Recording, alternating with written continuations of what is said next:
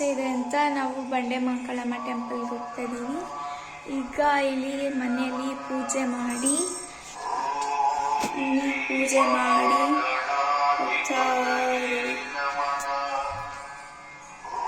ಈಗ ನಾನು ರೋಮಿಯೋಗೆ ಊಟ ಹಾಕಬೇಕು. ಅವನಿಗೆ ಊಟ ಹಾಕಿ ಆಮೇಲೆ ಹೋಗ್ಬೇಕು. ಇಲ್ಲ ಅಂದರೆ ಆಮೇಲೆ ಅವನು ಕೋಪ ಮಾಡ್ಕೊಂಡ್ಬಿಟ್ಟೆ. ರೋಮಿಯೋ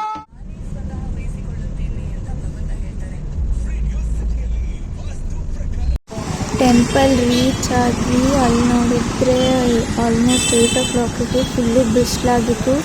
ಮತ್ತು ಇಲ್ಲಿ ನೋಡಿ ಫ್ರೆಂಡ್ಸ್ ಎಷ್ಟು ಜನ ಇದ್ದಾರೆ ಅಪ್ಪ ಅಮಾವಾಸ್ಯೆ ಅಂತ. ನಮಗಂತೂ ನಿಜ ರಶ್ ಇದ್ದರೆ ಯಾರು ಬಿಟ್ಟಿಲ್ಲ ಅಂದರೆ ಹೋಗೋಣ ಮನೆಗೆ ಅಂದ್ಕೊಂಡಿದ್ವಿ.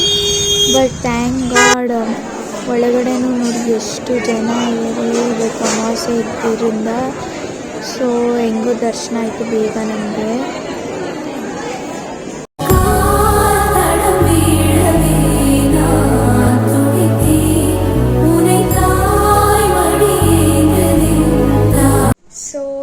ಮನೆಗೆ ಬಂದ್ವಿ. ಆಲ್ಮೋಸ್ಟ್ 10 o'clock ಆಗಿದೆ.